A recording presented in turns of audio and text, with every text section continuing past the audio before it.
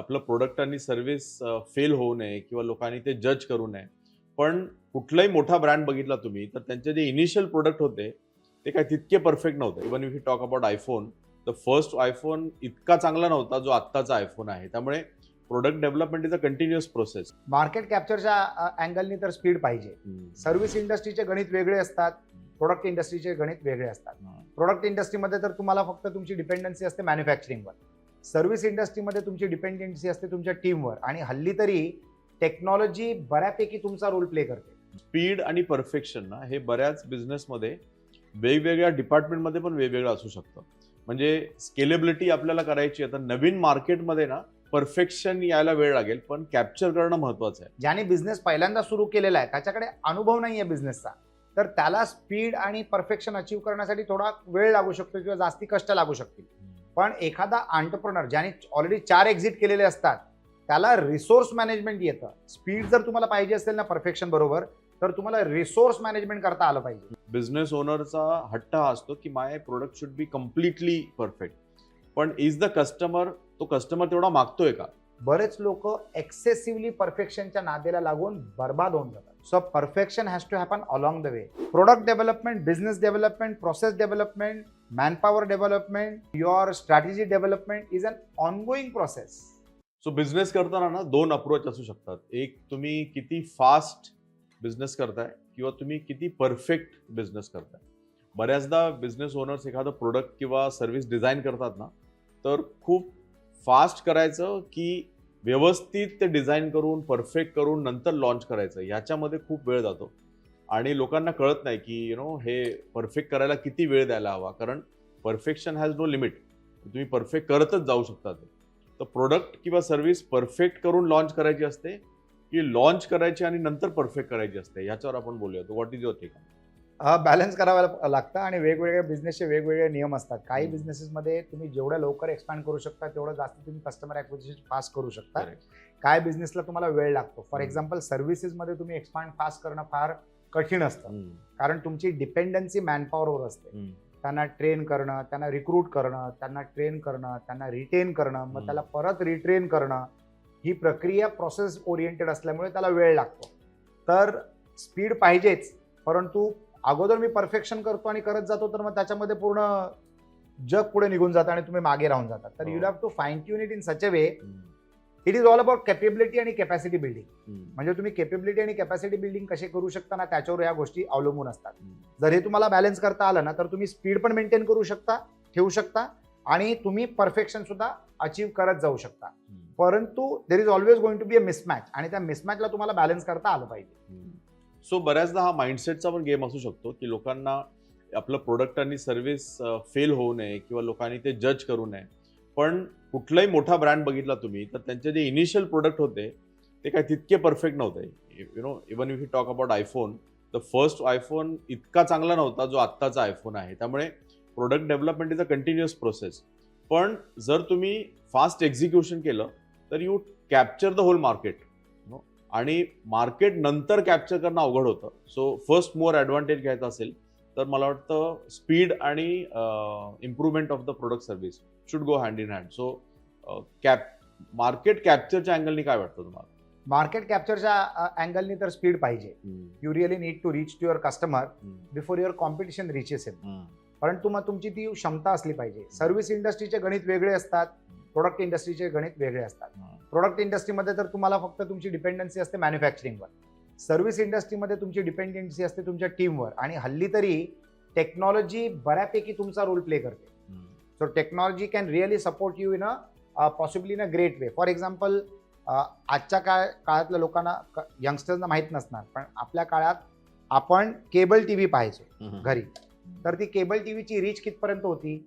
जिथपर्यंत ती केबल पोचत होती तिथपर्यंत ती रीच होती. बरोबर आहे. त्याला आपण म्हणायचो MSOs. एक MSO एक एरिया पुरता असायचा, मग एक हब, मग एक केबल ऑपरेटर एक एरिया पुरता असायचा. आज काय झालंय, विथ नेटफ्लिक्स आणि प्राईम, एकच कंपनी पूर्ण जगामध्ये विजिबल होऊ शकते. ते जॉग्राफिकली स्वतःला कट करतात for revenue purposes, for different calculations आणि लॉज ऑफ दॅट कंट्री. परंतु आज तुम्हाला कव्हरेज करणं किंवा एक्सपांड करणं किती सोपं झालेलं आहे. हे कशामुळे झालं? हे टेक्नॉलॉजीमुळे झालेलं आहे. अगोदर थिएटर्समध्ये ते मोठे मोठे रील्स घेऊन रिक्षाज हायर असायचे. एका थिएटरला तो शो संपला की तो रील घेऊन तो रिक्षावाला पोचायचा दुसऱ्या थिएटरला.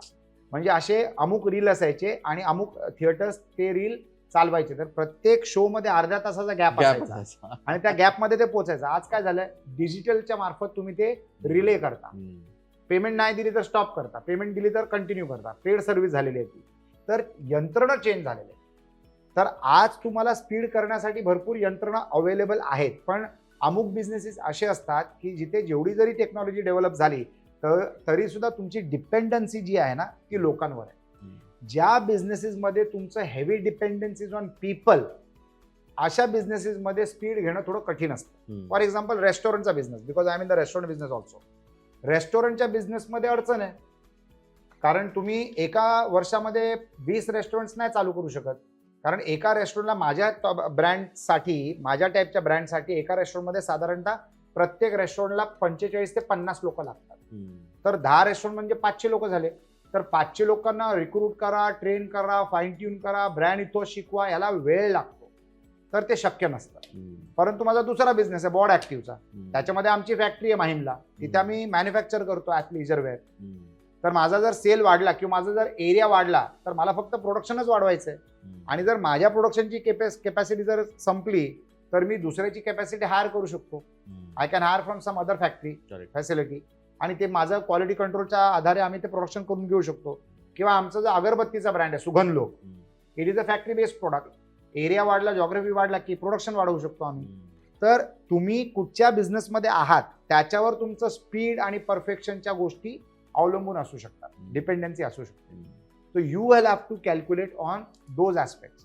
आता आम्ही ऑनलाईन ज्वेलरी चालू करतोय. It's called ऑझी. 45 दिवसामध्ये ते लॉन्च होणार आहे.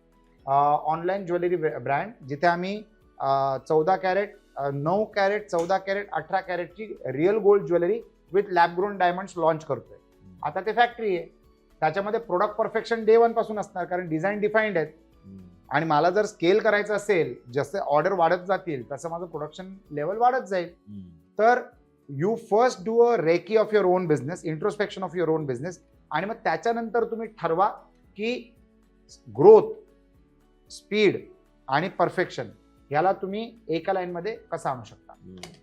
सो आय थिंक स्पीड आणि परफेक्शन ना हे बऱ्याच बिझनेसमध्ये वेगवेगळ्या डिपार्टमेंटमध्ये पण वेगवेगळं असू शकतं. म्हणजे स्केलेबिलिटी आपल्याला करायची आहे तर नवीन मार्केटमध्ये ना परफेक्शन यायला वेळ लागेल, पण कॅप्चर करणं महत्त्वाचं आहे. पण तुमचे इंटरनल जे प्रोसेस आहेत त्याच्यामध्ये परफेक्शन असणं गरजेचं. म्हणजे फायनान्स असेल किंवा SOP असेल किंवा क्वालिटी कंट्रोल असेल. So it is not either or, म्हणजे ते दोन्ही करावं लागेल, पण कदाचित वेगवेगळ्या डिपार्टमेंटमध्ये वेगळं करावं लागेल. की नवीन मार्केट म्हणजे फर्स्ट मोर ॲडव्हान्टेज मिळवायचं असेल तर तुम्ही फास्ट ग्रो करू शकता. पण जर तुम्हाला परफेक्शन इंटरनल गोष्टीमध्ये मिळवायचं असेल तर तो वेळ द्यावा लागेल. तर ह्याच्यामध्ये बॅलन्स करणं गरजेचं आहे. म्हणजे आणि it will change case to case. I think मला वाटतं नाही, केस टू केस बदलतं आणि त्याच्या व्यतिरिक्त सिच्युएशन टू सिच्युएशन आहे ना. फॉर एक्झाम्पल मी तुम्हाला असं म्हणेन की जो स्टार्टअप असतो, ज्याने बिझनेस पहिल्यांदा सुरू केलेला आहे, त्याच्याकडे अनुभव नाही आहे बिझनेसचा, तर त्याला स्पीड आणि परफेक्शन अचीव करण्यासाठी थोडा वेळ लागू शकतो किंवा जास्ती कष्ट लागू शकतील. पण एखादा एंटरप्रेनर ज्याने ऑलरेडी 4 एक्झिट केलेले असतात त्याला रिसोर्स मॅनेजमेंट येतं. स्पीड जर तुम्हाला पाहिजे असेल ना परफेक्शन बरोबर, तर तुम्हाला रिसोर्स मॅनेजमेंट करता आलं पाहिजे. आता रिसोर्स मॅनेजमेंट कोण करू शकतं? ज्याला ऑलरेडी बिझनेस करण्याचा अनुभव आहे. आता for example I am a strategic investor. मला कुठच्याही बिझनेसच्या ग्रोथमध्ये स्पीड आणण्यासाठी, वेग आणण्यासाठी आणि परफेक्शन आणण्यासाठी फार सोपं आहे. कारण मला आता अनुभव असल्यामुळे माझ्याकडे टच पॉइंट्स ऑलरेडी क्रिएटेड आहेतच परफेक्शनिस्टचे किंवा रिसोर्सेसचे. पहिली गोष्ट तर मी त्या रिसोर्सेसना स्वस्तात आणू शकतो कारण मी त्यांचा बल्क बायर आहे. दुसरी गोष्ट म्हणजे त्यांना माझ्याबरोबर टिकवायचं असतं कारण त्यांना माहिती आहे that we can be a best customer for them for long term. तिसरी गोष्ट म्हणजे मला त्यांचे वीक पॉईंट्स आणि स्ट्रॉंग पॉईंट्स सगळ्या माहिती आहेत, तर अकॉर्डिंगली मी त्यांना कॉन्ट्रॅक्ट देऊ शकतो.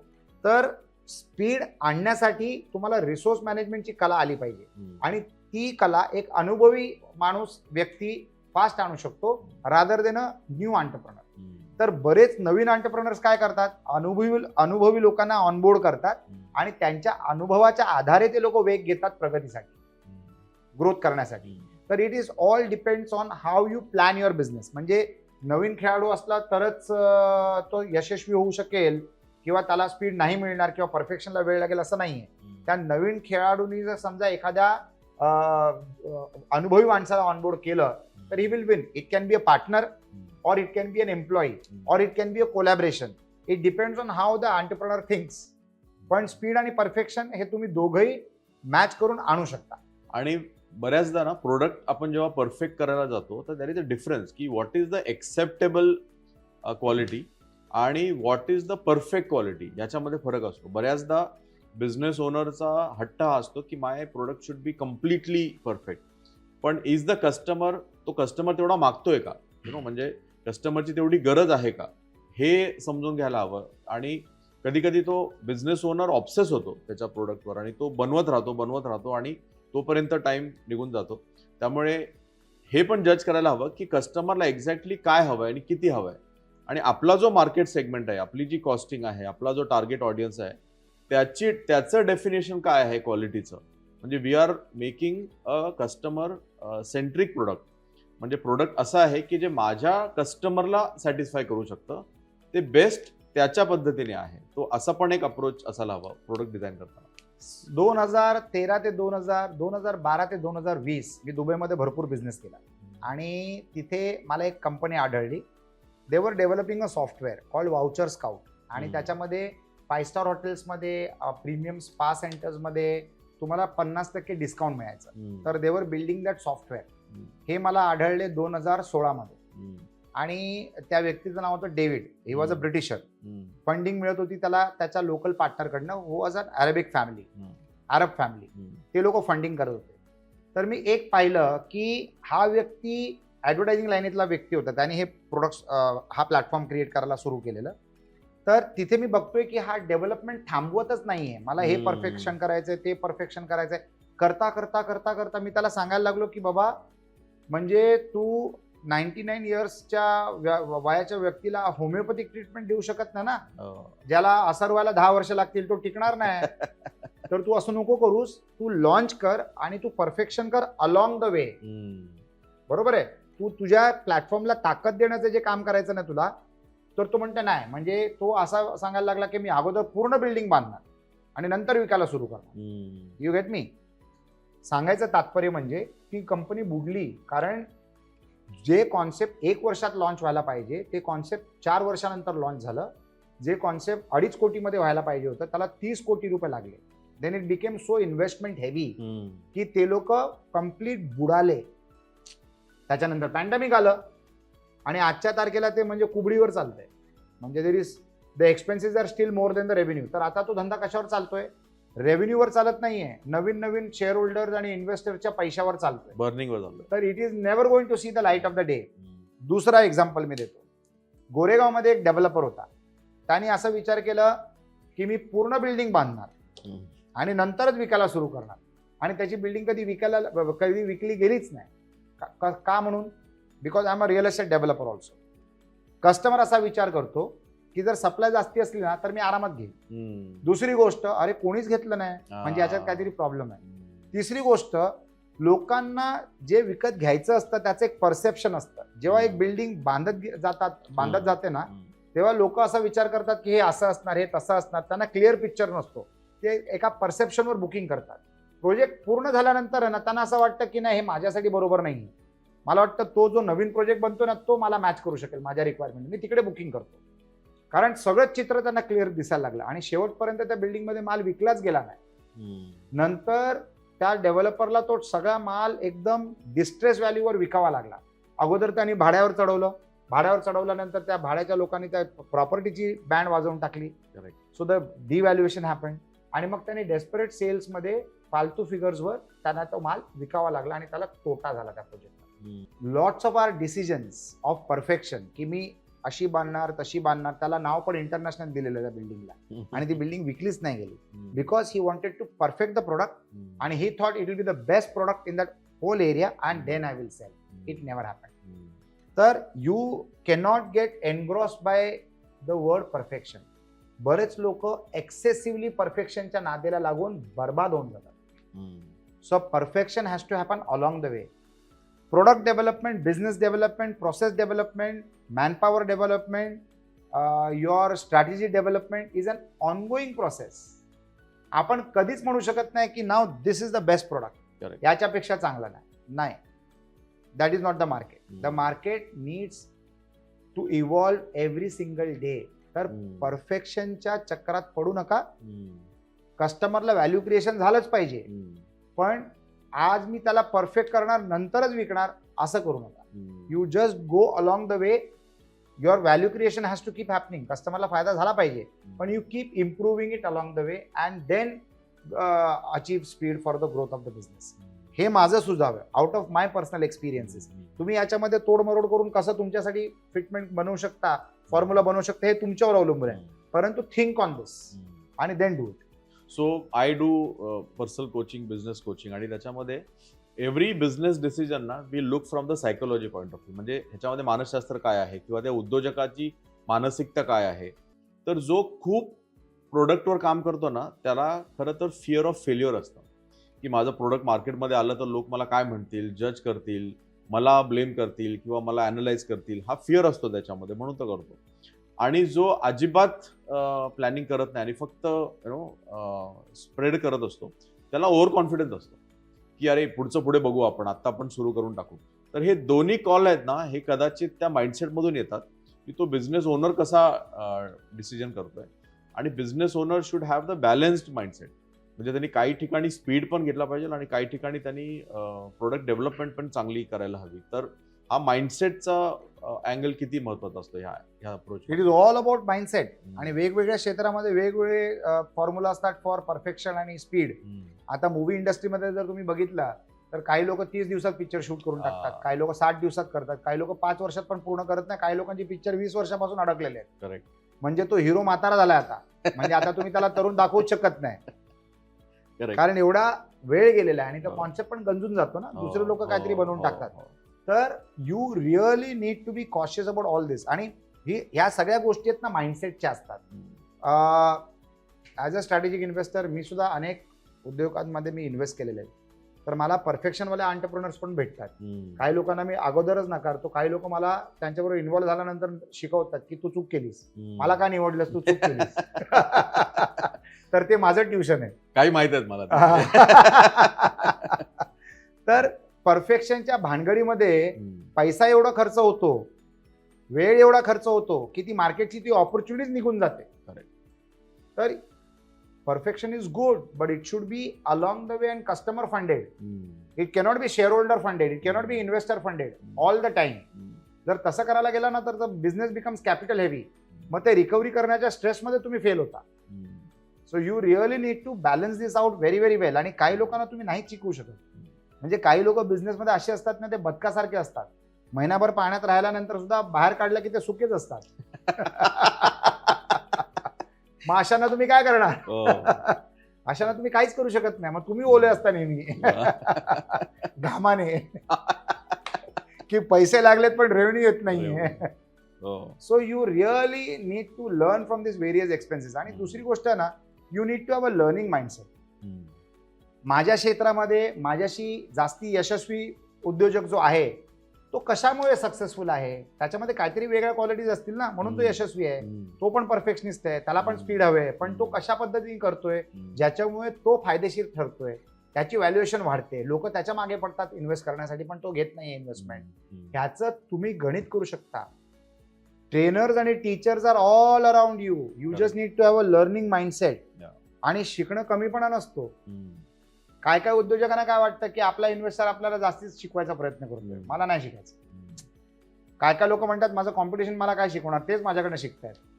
मग हा जो अहंकार असतो ना, तो पण घातक ठरतो. तर you really need to have a growth mindset where you are ready to absorb suggestions and then grow आणि देन कॅच अप स्पीड. लोक जस्टिफिकेशन मध्ये पीएचडी करतात. म्हणजे त्यांना जर तुम्ही स्पीड वाढवायला सांगितलं ना तर त्यांच्याकडे एक जस्टिफिकेशन प्रूफ असतो. जर जे जास्ती फास्ट असतात त्यांना स्लो करायला सांगितलं ना तर त्यांच्याकडे एक जस्टिफिकेशन असतं. तर बऱ्याच वेळेला as a investor I am a justification coach, की बाबा असं नाही, असं तसं नाही, तसं. काही लोक ऐकतात, काही लोक नाही ऐकत. म्हणजे बदकासारखे असतात काही लोक. सो ना lighter note, I also remember एक स्टोरी आठवली की एक माणूस थकून घरी येतो उद्योजक आणि म्हणतो आता मी मस्त झोपतो, आज मस्त 8 तास झोपणार, पण झोपायच्या आधी एक शॉवर घेतो. तो जाऊन शॉवर घेतो. मग तो बोलतो मला जरा थोडं स्पा घेऊ द्या. मग तो स्पा घेतो.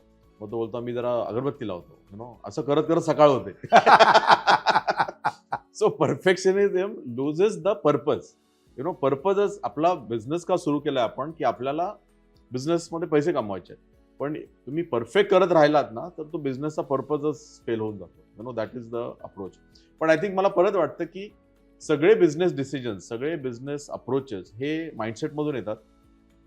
आणि quality is somewhere connected to ego also, की माझं प्रोडक्ट असं आहे की जगात कुठेच नाहीये, पण कस्टमरला तसं हवं आहे का एक्झॅक्टली. कस्टमरला काय हवं आहे ना, ते आपण देणं, that is the right approach. आणि त्यांनी बिझनेस स्पीडमध्ये होऊ शकतो. म्हणजे ही बोटं 25 वर्ष चालतील आणि जो हा. घेणारा असतो तो दर वर्षाला बदलतो. करेक्ट. मग त्याला अर्थ काय राहिला. करेक्ट. आणि इज पेइंग फॉर द 25 वर्षाचा प्रोडक्ट. एक्झॅक्टली. तर ते प्रोडक्ट तुम्ही स्वस्त बनवू शकला असतात. Exactly. If it have been for 5 years or Yeah. 3 years or 2 years or whatever. एक फक्त एक्झाम्पल देतोय मी. Correct. बऱ्याच वेळेला ना कस्टमरला भरपूर ड्युरेबिलिटी ना पाहिजे नसते, नसते. पण त्या ड्युरेबल बनवण्यासाठी तुमचे पैसे जास्त लागतात. You get me. Correct.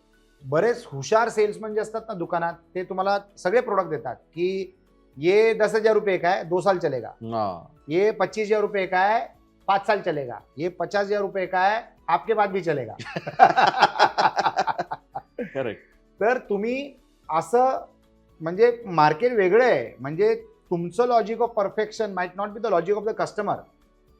It might not be the thinking of the customer. बरोबर. You really need to fine tune की तुम्हाला परफेक्शन कुठपर्यंत घेऊन जायचंय आणि तुमचं परफेक्शन तुमच्या कस्टमरला परवडेल का, हे पण महत्वाचं ना. It should also be affordable to your target audience. Exactly. असं नको व्हायला की म्हणजे if you make a Rolls Royce, मग तुम्हाला तशी प्राइस मिळाली पाहिजे आणि तुमच्याकडे त्या कस्टमर पर्यंत पोहोचायची क्षमता असली पाहिजे. एक्झॅक्टली. असं नाहीये की सगळेच लोक रॉल्स रॉईस बनवू शकतात आणि सगळेच लोक विकू शकतात. नाही आहे ना, म्हणून एकच रॉल्स रॉईस आहे. Correct. Correct. So you really need to angle your perfection to an extent it is absorbable, manageable and profitable to the business model. So I think every product is perfect compared to the price, असं म्हणू शकतो आपण. त्या price साठी ते product perfect आहे. 100%. मी तुम्हाला अजून एक उदाहरण देतो. एक फार मोठं 5 स्टार हॉटेलचं चेन आहे, बरोबर आहे. त्या हॉटेलमध्ये त्या फाउंडरनी तो यशस्वी झाला. यशस्वी झाल्यानंतर त्या फाउंडर त्या ब्रँडमध्ये एवढा प्रेमात पडला की त्यांनी असे 5 स्टार हॉटेल्स बांधायला सुरू केले की त्याचं कॅपिटल एवढं जड झालं की तो रिकवर नाही करू शकला. दुसरी गोष्ट, जर तुम्ही तुमचं इंटिरियर एवढं भारी बनवता हॉटेलचं की त्याचं wear and tear becomes a capital expenditure, not an operating expenditure. बरोबर आहे. ही दुसरी गोष्ट. तिसरी गोष्ट, तुमच्या 5 स्टार हॉटेलमध्ये तुम्ही टॉयलेटमध्ये सोन्याचं नळ जरी लावलं ना, तरी तुमचं selling price per unit has to be competitive with the market. Absolute. It cannot exceed that. बरोबर आहे. Nobody will buy you. आणि your product has got shelf life. म्हणजे ती रात्र जर गेली आणि कस्टमर नाही आला, वेस्ट. It is wasted. या सगळ्या कश्मकशमध्ये तो बुडला. त्यांनी लावलेला जो पैसा होता तो डिस्काउंटेड व्हॅल्यूने एका नवीन चेनने विकत घेतला आणि आता ते ऑपरेट करतात, कारण त्यांचं कॅपिटल इन्व्हेस्टमेंट वॉज प्रॅक्टिकल. म्हणजे ज्या गोष्टीला 100 रुपये लावले पाहिजे तिथे त्यांनी 1000 रुपये लावले आणि he was not able to recover that business. आणि मग ती गोष्ट कोणीतरी 75 रुपयाला विकत घेतली, 1000 रुपयाची गोष्ट, आणि 75 रुपयामध्ये that business became profitable. You get मी. का तर तो परफेक्शनिस्ट झाला. त्याला असं 5 स्टार हॉटेल बांधायचं होतं जे कोणीच बांधलं नव्हतं आणि ते त्यांनी बांधलं, पण मग तोच राहिला नाही त्याच्यामध्ये. It is like that. म्हणजे ताजमहल हा एक इमोशनल प्रोजेक्ट होता. जर तो आरओआय नाही, त्याचा आरओआय नाही आहे. जर तो कमर्शियल प्रोजेक्ट असता तर त्याची पर स्क्वेअर फीट व्हॅल्यू कोणच देऊ शकला नसता. You get me. It was an emotional project. Business is not an emotional project. Business is business. त्याला प्रॅक्टिकल बनवणं महत्वाचं आहे. तर परफेक्शनच्या प्रेमात पडून तुम्ही स्वतःच्या बिझनेसला घातक नाही करू शकत. तर you really need to monitor that very very well. आणि हा चांगला विषय आहे, कारण तुम्ही जे म्हणालात ना की लोक स्पीड आणि परफेक्शन मध्ये हरवून जातात. त्या परफेक्शनच्या चक्करमध्ये एवढी स्पीड स्लो करतात की ते बिझनेस परवडत नाही. किंवा परफेक्शनला सोडून प्रोडक्ट एवढा खराब बनवतात स्पीडच्या वेगामध्ये की तो बिझनेस टिकत नाही, टिकत. कारण मग तो तुमच्याकडे कस्टमर टिकत नाही. Correct. So you really need to balance between the two and make sure that you are the best available option in your sector or the segment in the market. कस्टमरला काय हवंय ना, that is the best quality. Absolutely. So great, fantastic discussion. I think तुम्हाला हा content नक्की आवडेल, कारण असे वेगवेगळे कॉन्टेंट्स घेऊन आपण येतो आणि आमच्या यूट्यूब वर ह्या आम्ही पॉडकास्ट करतो. तुम्हाला हा जर टॉपिक आवडला असेल तर लाईक करा, शेअर करा, सबस्क्राईब करा. आणि तुमचा अनुभव काय आहे क्वालिटी आणि कस्टमर च्या लाइकिंगचा प्रोडक्टचा, तर ते कमेंट करा आणि त्याच्यावर आपण नक्की डिस्कस करू. मी जसं हे हॉटेलचं तुम्हाला उदाहरण दिलं ना, excessive capital for achieving perfection, असं एखादं उदाहरण तुम्हाला जर माहित असेल तर प्लीज शेअर करा. लोकांना वाचायला आवडेल, कारण लोकांच्या चुकांपासून आपण काय शिकू शकतो हे अत्यंत महत्त्वाचं असतं उद्योजकतेमध्ये. जर तुम्ही ते करू शकलात तर we will be grateful and thankful. आणि if you like this content, जर तुम्हाला आवडले, याच्यामधनं जर तुम्हाला काहीतरी इन्साइटफुल जर वाटलं तर प्लीज अप्रिशिएट करा. आणि अप्रिसिएशन कसं करू शकता तर लाईक करा, कमेंट करा आणि शेअर करा. Thank you so much. I work with and for Konark Cancer Foundation. It's a foundation which takes care of cancer patients. If you know anyone suffering with cancer, then we at Konark Cancer Foundation can connect the person with the right resources and facilities to ensure that the right time, right treatment reaches the patient. Whether it is connecting the resources or providing resources to the cancer patient, we do it all. It also includes support for accommodation in the city of Mumbai. We are associated and connected and networked with the right resources, the right doctors and the right hospitals. We can bring all of this on a table to you so that it is convenience for you. Whether it is guidance, whether it is medical support, or whether it is operating procedures, our team facilitates every activity required for the patient and the support required for the family. We also connect you to the right NGOs and donors to ensure that you also get financial support and aid to whatever extent possible to ensure that the treatment happens and the life is saved. If you know of anyone who is suffering with cancer, please connect with us. The details are mentioned in the content below. Konark Cancer Foundation is an NGO. It's a not-for-profit organization, and we have lots of volunteers which support this good deed. So get in touch with us and help us to save lives. You too can be a part of this movement. Konark Cancer Foundation. Thank you so much.